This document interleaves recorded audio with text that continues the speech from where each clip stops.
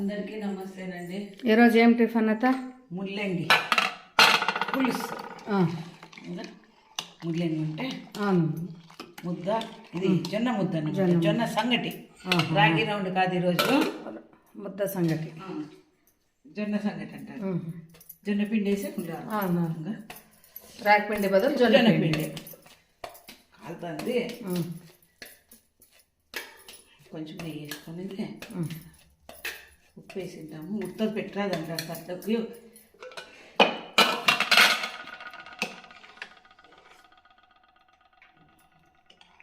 Simple, చాలు చాలు. ఓకేనా? ఓకే. జొన్న రొట్టి తిని బేజారైంది. మున్ని కట్ట తీసుకోండి. మున్ని ఓకేనా? ఓకే.